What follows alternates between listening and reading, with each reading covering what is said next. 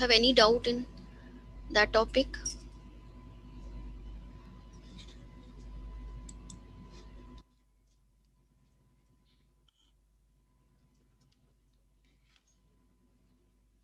No doubt. So I'm going to start the next topic, that is set of measure zero.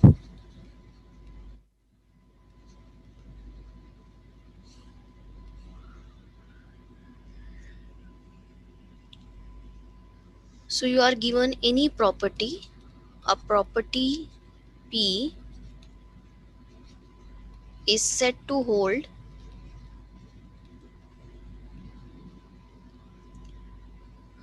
good almost everywhere. This is almost everywhere.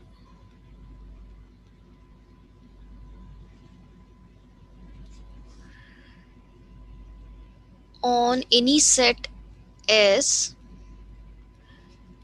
if the set of points S where this property P fails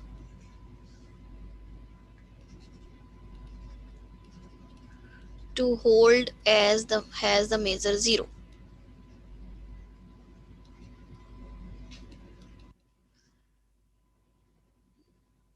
Now we are having set of measure zero.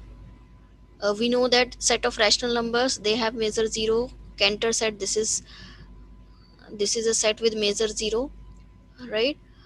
So any property, this property is said to hold good almost everywhere if on the points where this property does not hold has the measure zero, right? ये property आपके पास कुछ भी हो सकता है. It may be continuity, it may be about the convergence, right? It may be differentiability, anything. तो ये property कुछ भी है. इस प्रॉपर्टी को हम कह रहे हैं, यू कैन से जैसे फंक्शन एफ एक्स है, this is continuous on, let's suppose आपका फंक्शन एफ एक्स जो है this is 1/x, this is continuous और ये फंक्शन हमें डिफाइंड है on 0 to infinity, let's suppose. तो किस पॉइंट पे ये फंक्शन कंटिन्यूअस नहीं है? Eight which point this function is not continuous? 0 पे, right? Rest all पे ये continuous है. So we will say this function is continuous almost everywhere on the interval 0 to infinity, or you can say on the domain set. because किस point पे ये function continuous नहीं है? Because the function is not continuous at x is equal to 0. And what is the measure of the singleton set x is equal to 0? इसका major क्या है? Singleton set का major क्या आएगा? 0, right?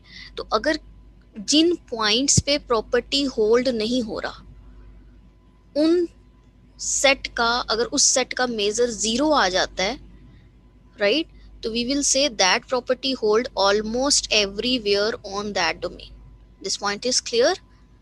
A property P is said to hold good almost everywhere on any set S if the set of the points of S where the property P fails to hold has the measure 0. This point is clear? Yes, ma'am. So अगर ये only 0 की बजाय मान लो कुछ और points पे भी आपका फंक्शन डिसकंटिन्यूअस होता, लेट्स सपोज 1 पे हाफ है वैल्यू, तो आपका फंक्शन 0 पे भी डिसकंटिन्यूअस है और 1 पे भी डिसकंटिन्यूअस है. अगेन आप कह सकते हो this function is continuous almost everywhere on this domain because your function is not continuous at x is equal to 0 as well as at x is equal to 1, right?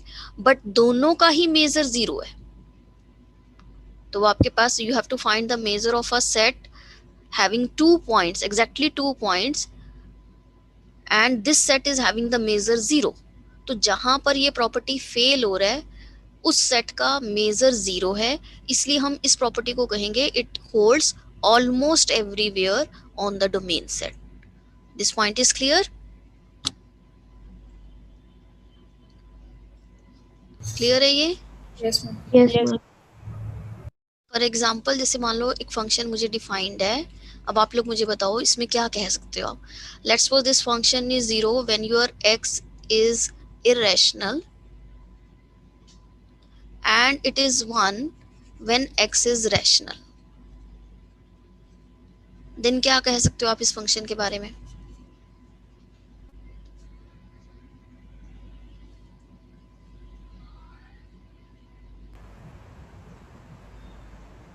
This function,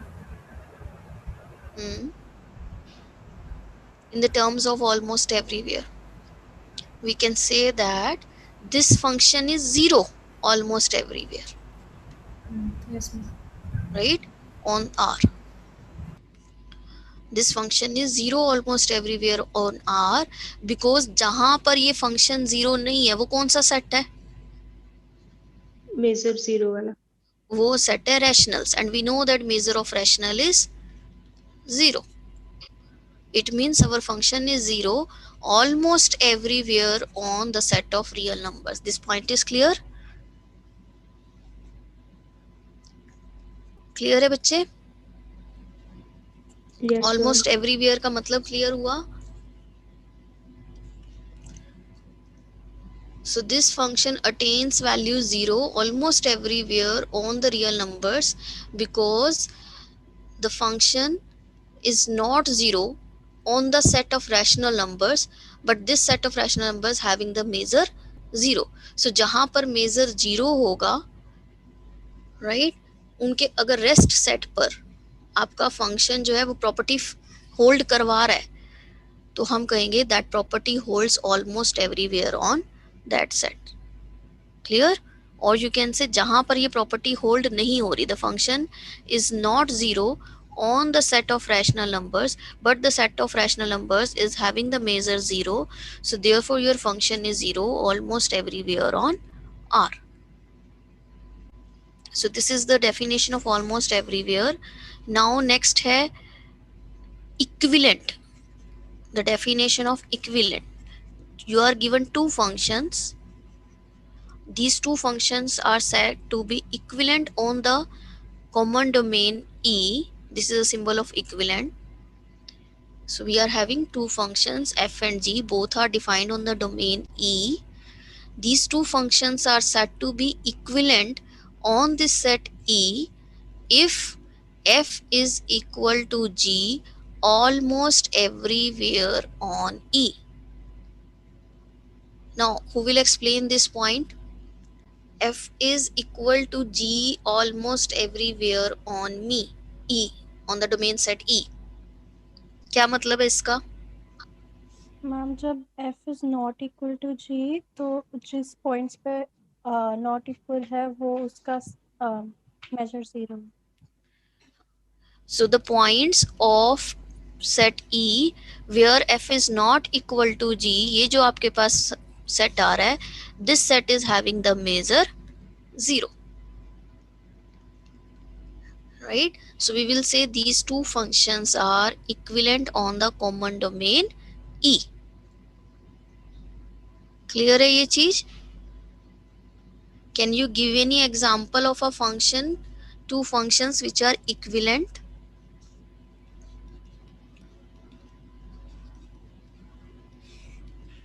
Can you define two functions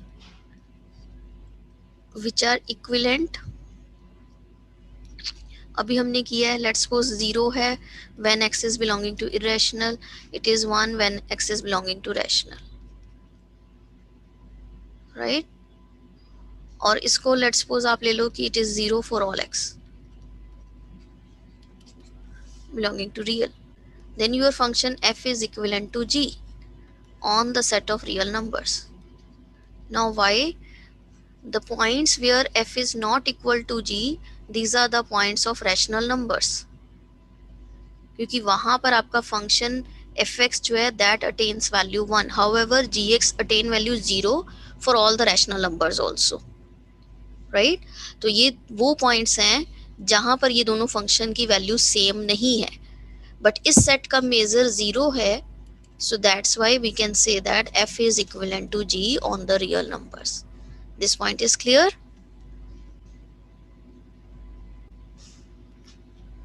Clear है बच्चे ये point? Yes, ma'am. Or we can write the another way, is f is equivalent to g on any domain set E if fx is same as that gx on E minus E1 with measure of E1 is 0. E1 वो set है जिसका major 0 है और E minus E1 करके हमारे पास जो नया set आएगा उस पे इन दोनों की वैल्यू सेम है. So one and the same thing. Either you can write the definition of equivalence in this way और आप ये कह सकते हो f is equal to g almost everywhere on E. Okay, so this is another way to write down the function. One function is equivalent to another on the common domain E if both are same on the set E minus E1 where the measure of E1 is 0. जैसे इस example में your fx is equal to gx for all x belonging to real minus rational because measure of rational is 0 where these two are not same, right? or you can say your x is belonging to irrational. तो irrational पे इन दोनों की value same है. So we can say f is equivalent to g. Clear?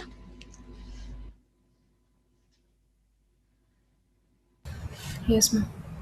Now the next is the theorem based on equivalent of two functions that says that let f and g, these are two functions,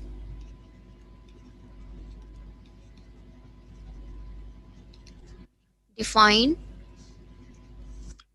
on a common domain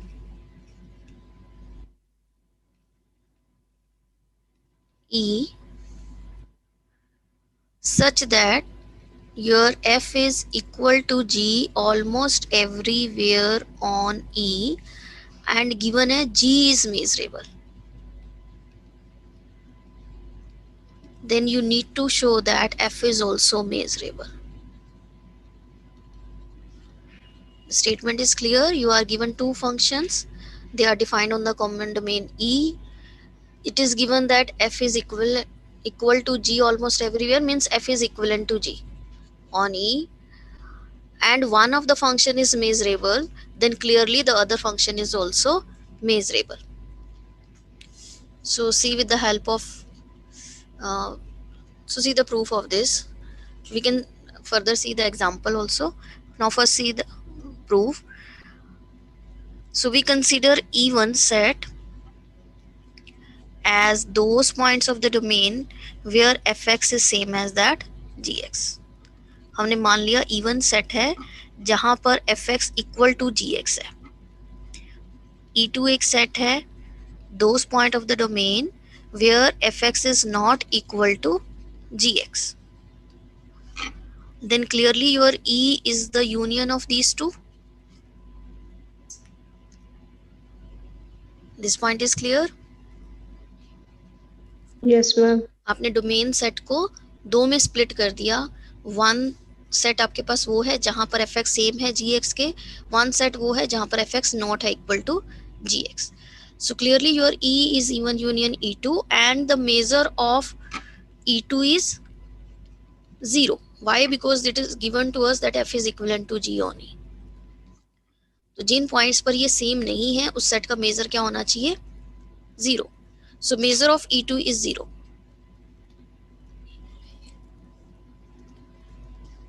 Right? So now what we want to prove that f is measurable function. ये हमने prove करना है. So by definition of measurability of a function, यहाँ तक note कर लिए बच्चे? Yes, ma'am. Yes, ma'am. हमने क्या कंसीडर करना है? We consider any set A and any real number alpha. तो let alpha be any arbitrary real number.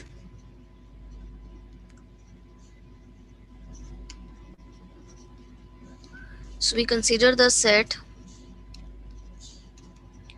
A, which is a set of all those x belonging to E where the value of function is strictly greater than alpha. We want to show that this set is measurable. Okay. So now just see ये आपके पास set जो है वो दो sets में split हो जाएगा. One where your fx is same as that gx greater than alpha, और इसमें पॉइंट्स आएंगे all those x belonging to E where fx is not equal to gx but the points are greater than alpha.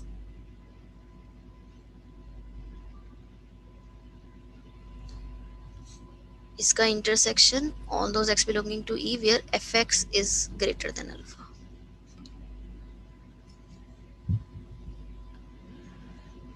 This point is clear? Ma'am ये क्या लिखा है last में? fx is not equals to gx के बाद. देखो आपने we need to find those point of the domain जहां पर फंक्शन fx की वैल्यू है ग्रेटर देन अल्फा. ठीक है, अगर तो ये दोनों सेम ही हुए और ग्रेटर देन अल्फा हुए तो ये पॉइंट्स आ जाएंगे आपके पास इसके अंदर. और इसके अलावा कौन से पॉइंट्स आ सकते हैं जहां पर ये दोनों सेम नहीं है बट fx आपका ग्रेटर है अल्फा से, हमें gx पे नहीं चाहिए, तो इसलिए ये इंटरसेक्शन, ये दोनों चीजें ट्रू होनी चाहिए. वो सारे पॉइंट डोमेन के जहां पर fx not equal to gx है and fx is greater than alpha. तो अल्टीमेटली आपके पास वो सारे पॉइंट्स आएंगे. This point is clear? हमने इस सेट को स्प्लिट कर दिया दो में, one where these two are same and one where these two are not same. But जहां पर ये सेम नहीं है उसमें हो सकता है कि यहाँ पर gx ग्रेटर देन अल्फा वाले मिल जाए point, but we require those point जहां पर only function fx greater than alpha है. तो we take the intersection of these two. Getting my point? Yes ma'am. ये पॉइंट क्लियर है बच्चे? जो ये fx not equal to gx है, इसमें gx ग्रेटर देन अल्फा है. नहीं, इसमें तो दोनों आ रहे हैं ना. fx not equal to gx में आपके पास वो पॉइंट्स भी आ रहे हैं जहां पर fx ग्रेटर देन अल्फा है और वो पॉइंट्स भी आ रहे हैं जहां पर gx भी ग्रेटर देन अल्फा है. ओके, दोनों आ जाएंगे ना, बट दोनों सेम नहीं है वैल्यू. आएंगे तो दोनों, ठीक है मैम. ठीक है, बट हमें कौन से चाहिए जहां पर fx ग्रेटर देन अल्फा है. So we take the intersection of this set with this set. अब ये वो पॉइंट्स हैं डोमेन के जहां पर fx not equal to gx है. ये दोनों ही आपके पास वो वाले हैं, मतलब इन दोनों का इंटरसेक्शन हमारे पास बेसिकली जो है that will be a subset. एक सेट ये है, एक सेट ये है. क्लियरली इन दोनों का सबसेट जो है वो इस वाले का होगा, all those x belonging to E where fx is not equal to gx greater than alpha. ये जो कंप्लीट सेट है आपका, क्लियरली ये सबसेट होगा इसका. This point is clear? ये पॉइंट क्लियर है? A intersection B is always subset of A as well as A intersection B is a subset of B. तो वही चीज की है, एक सेट A है एक सेट B है, इन दोनों का इंटरसेक्शन क्लियरली सबसेट होगा A का, इसका ये सबसेट जरूर होगा. ठीक है, इस सेट की वैल्यू क्या आएगी, इस सेट का मेजर क्या आएगा? 0. Zero, because your fx is not same as gx. तो सभी पॉइंट्स का मेजर 0 होगा जहां पर fx not equal to gx है, राइट? तो ये वाले सेट का, ये इसका सबसेट है, इस सेट का ही मेजर 0 है, तो क्लियरली इस इंटरसेक्शन वाले का भी मेजर 0 आ गया because it is a subset of this. देखो ये है ना, A intersection B is a subset of A, it means measure of this should be less than equal to measure of A, but measure of A ही 0 है, तो it means ये भी आपके पास 0 आ गया. This point is clear? Yes ma'am. So इस set का मेजर 0 है आपके पास. ठीक है, अब हमें इस सेट का देखना है, तो ये मुझे बताओ, is this set is measurable? If it is measurable, why it is measurable?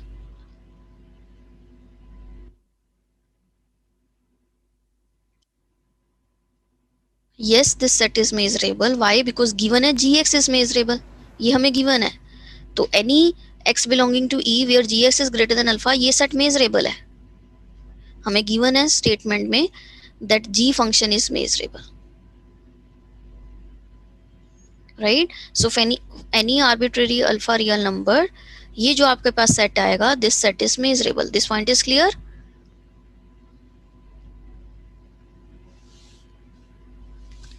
Clear है ये बच्चे? Yes ma'am. So this is measurable, ये इसका ये मेजर ही measurable जीरो आ वाला गया, पॉइंट नहीं है। राइट? तो ये दोनों का यूनियन मेजरेबल हो जाएगा. So we get this set is measurable. This set is measurable implies that fx is measurable function. Excuse me, ma'am. हाँ जी. मैम ये measurable वाला नहीं है. Once again आप इसको देखो हमें क्या स्टेटमेंट में गिवन है. We are given two functions. Both these functions are defined on the common domain E. Given है f is equivalent to g on E और g जो है वो हमें मेजरेबल गिवन है. अगर ये दोनों फंक्शन इक्विवेलेंट हैं तो ये वाला फंक्शन भी मेजरेबल होगा. ये हमने प्रूफ करना है, right?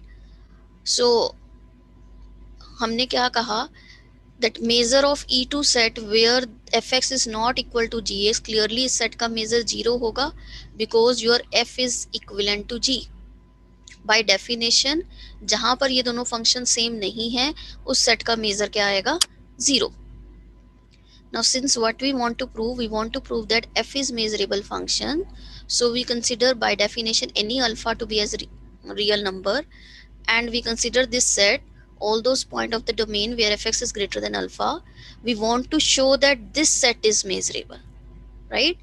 Now further this set can be written into two sets. One, those point of the domain where fx is same as that gx and greater than alpha.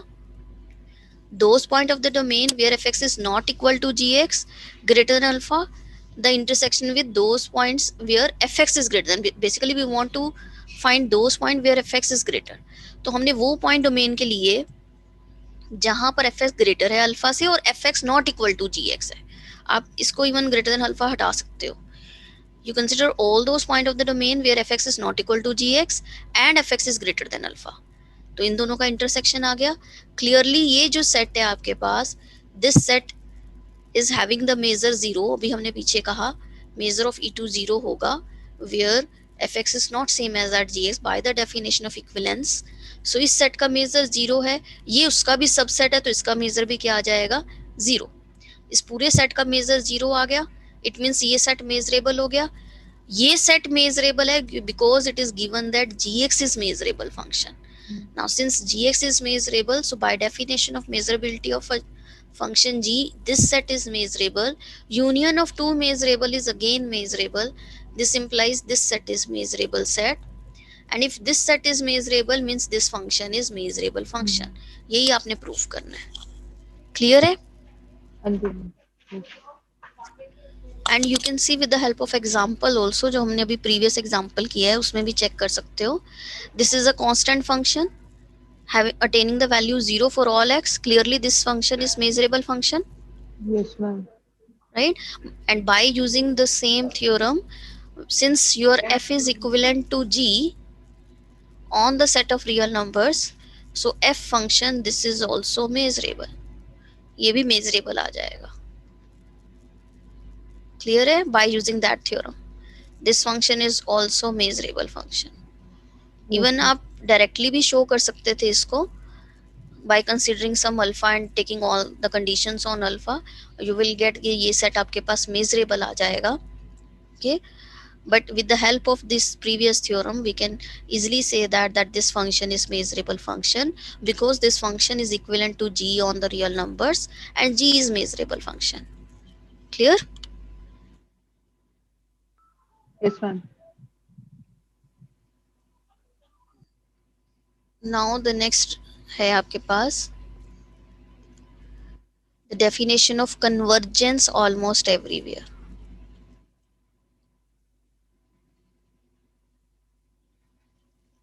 So you are given a sequence of function, a sequence fn of functions defined on the common domain E. This sequence is said to converge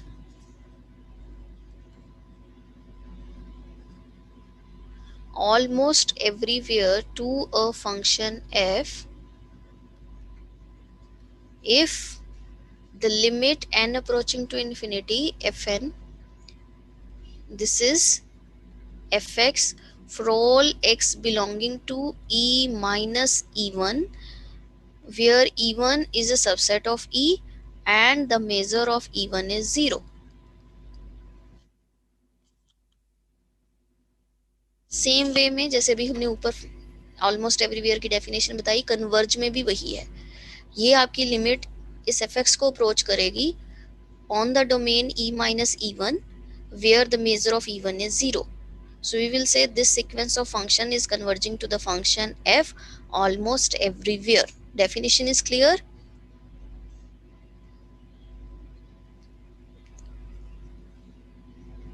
For example, जैसे मान लो मैंने sequence लिया -1 to the power n x to the power n where your x is belonging to 0 1.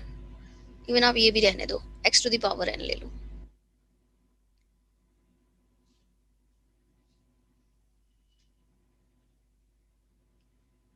ये जो आपके पास sequence of functions हैं which are defined for this domain, clearly this function is converging to 0 whenever your x is lying between 0 and 1.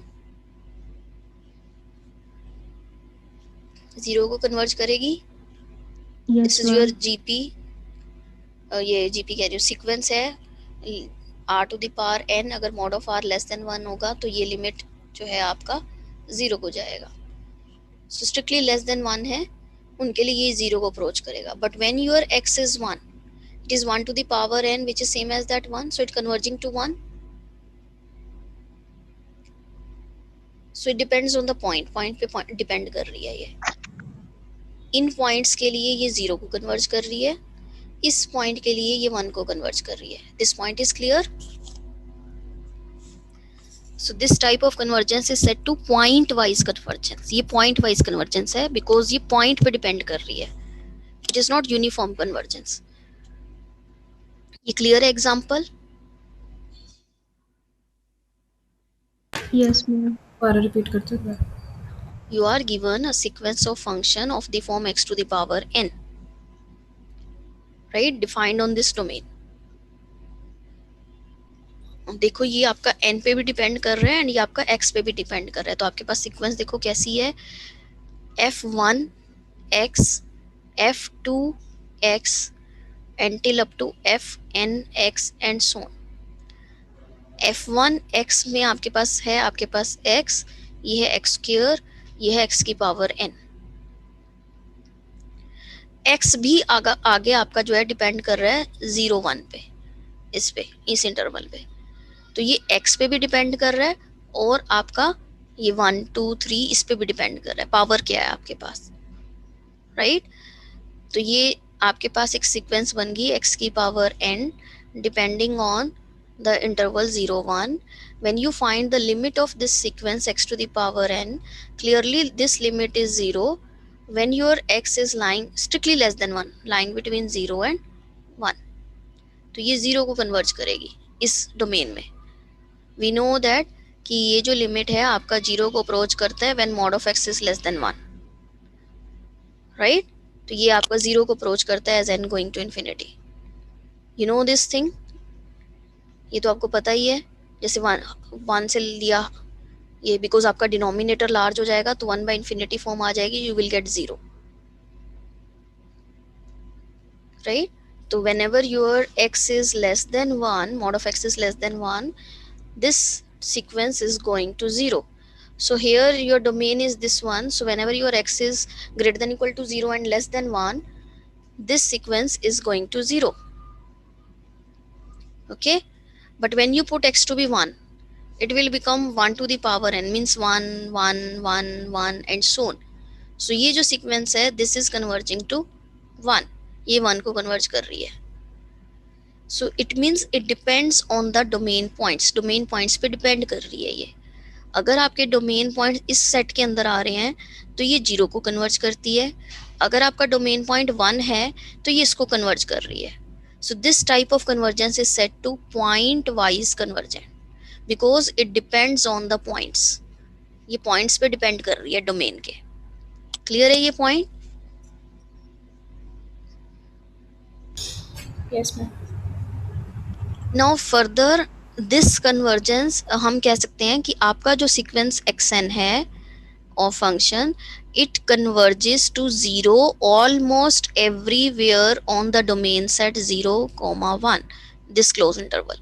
इस close interval पे आपका ये जो sequence है वो 0 को कन्वर्ज कर रहा है almost everywhere, right? Why? Because जिस पॉइंट पे ये कन्वर्ज नहीं कर रहा, 1 पे कन्वर्ज नहीं कर रहा 0 को, और सिंगलटन 1 का मेजर क्या होगा? 0। Yes, ma'am.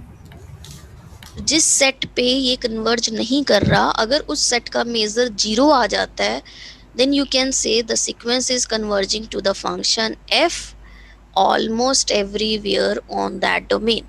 So this is a definition of convergence almost everywhere. Okay, we will say this sequence is converging to fx on a set e minus e1 where the measure of e1 is 0. तो इस example में हम क्या कह सकते हैं? Our sequence is converging to 0 almost everywhere on this interval, और our sequence is converging to 0 as n going to infinity on the interval e minus e1, on the interval this with the measure of singleton 1 is 0. एक ही बात है. This point is clear?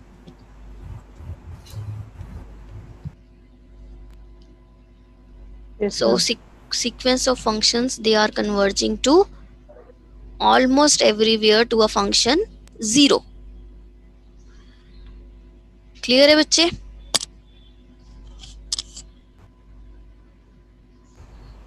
Yes, ma'am. So now you can show this result.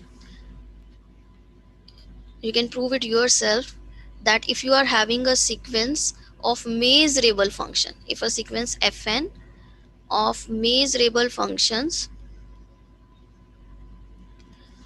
converges almost everywhere to a function f,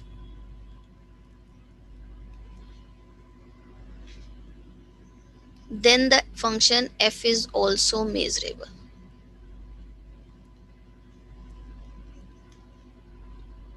कर लोगे अपने आप इसको? Same जैसे हमने इक्विवेलेंस में किया वही चीज लग जाएगी यहाँ पर भी.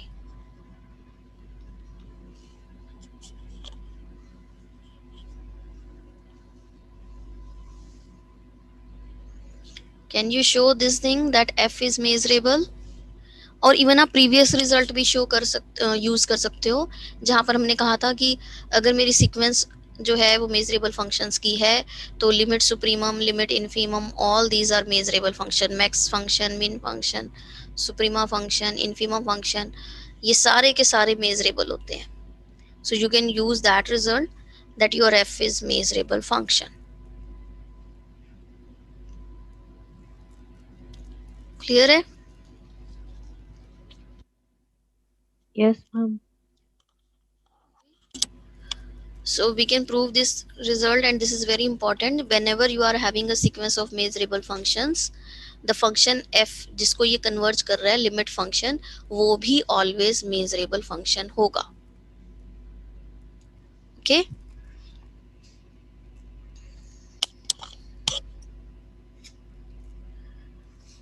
Now the next is Borel measurable function.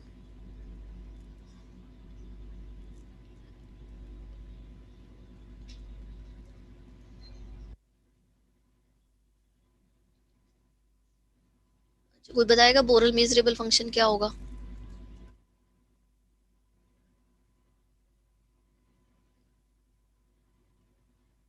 क्या होना चाहिए? मेजरेबल फंक्शन क्या था? X belongs to E such that fx is greater than और any alpha. Real number alpha, अगर आपका ये जो सेट है ये मेजरेबल है, राइट? इसमें हमने E जो है वो सबसेट ऑफ R लिया था. E एनी सबसेट है R का रियल नंबर्स का. बट अगर हम ये सबसेट जो है, ये जो सेट हम डोमेन सेट है वो बोरल सेट ले लें, तो ये जो फंक्शंस हैं वो डिफाइंड हो जाएंगे बोरल सेट्स पर, राइट? तो ये जो डोमेन पॉइंट्स, ये जो सेट बनेगा ये भी आपके पास बोरल सेट बनेगा.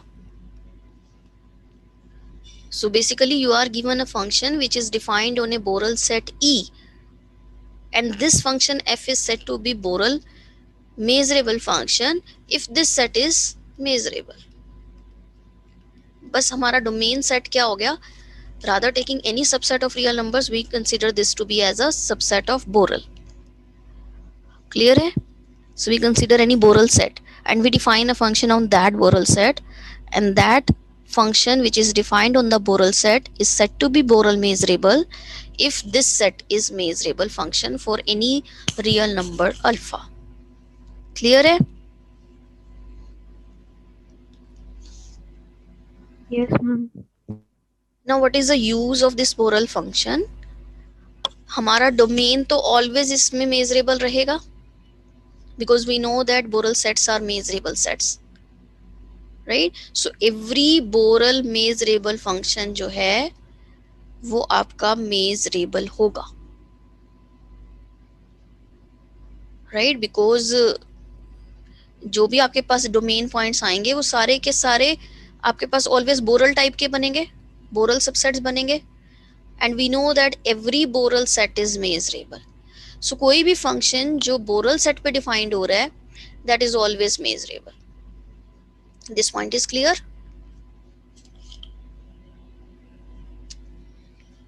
हर Borel फंक्शन जो measurable फंक्शन है वो आपका measurable होगा ही होगा. But converse is not true. Converse means what?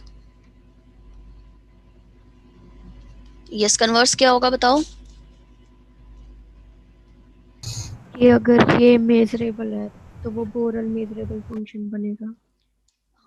अगर कोई another measurable function है, ठीक है, तो जरूरी नहीं कि वो Borel measurable हो, measurable function हो, मतलब Borel set पे defined हो. तो this is not जरूरी. Is every measurable function is Borel measurable? No. Her measurable function जरूरी नहीं कि Borel measurable हो, but every Borel measurable function is always measurable. वो तो बनेगा ही बनेगा measurable function. This point is clear? We can give an example of a characteristic function over here. कि अगर आप characteristic function लेते तो जिस domain set A पे define करोगे आप, तो characteristic over A we know that this function is measurable function only when this set is measurable, right? However Borel में तो आपका always measurable ही आएगा function. So there may exist non-Borel sets. There may exist functions defined on the non-Borel sets, and they may be measurable. However, they are not Borel measurable function. This point is clear?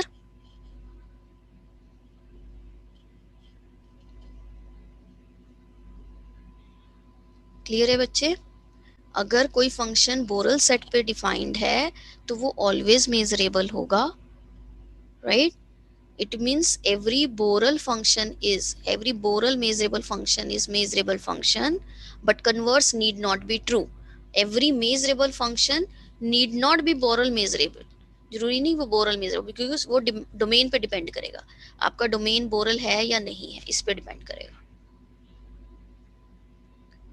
Right? तो non Borel sets exist करते हैं. तो अगर आपका कोई function non Borel set पे defined है तो that may or may not be measurable, right? So converse जो है true नहीं होगा always. और जो फंक्शन जो प्रॉपर्टीज हमने मेजरेबल के लिए की हैं सेम Borel मेजरेबल के लिए भी ट्रू हो जाएंगी.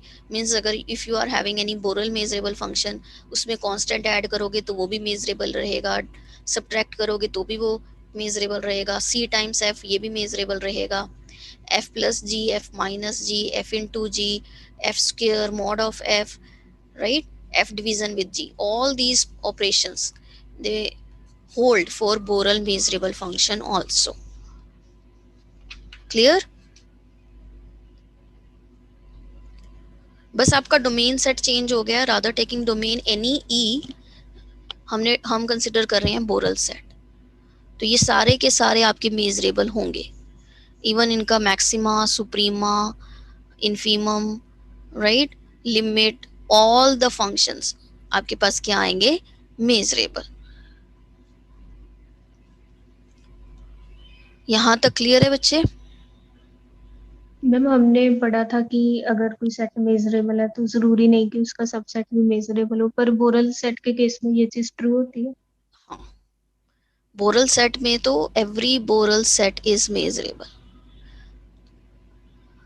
आप जो उसका सबसेट लोगे वो भी तो बोरल ही लोगे ना, ये कंडीशन तो रखोगे कि वो बोरल है। Yes ma'am. और हमने ये प्रूफ कर रखा है every Borel set is measurable, तो इसलिए वो मेजरेबल होगा ही होगा। Getting my point? Yes ma'am. अगर हम एनी सबसेट की बात करें ऑफ ई, वो तो जरूरी नहीं है आपका मेजरेबल हो, that need not be measurable. But अगर हम ये कंडीशन लगा दें एवरी सबसेट ऑफ बोरल सेट, तो जो इसके सबसेट्स होंगे वो भी तो बोरल फॉर्म के ही होंगे, बोरल ही होने चाहिए वो भी, right? And since every Borel set is measurable, तो उसका हर सबसेट भी क्या बन जाएगा, मेजरेबल। क्लियर?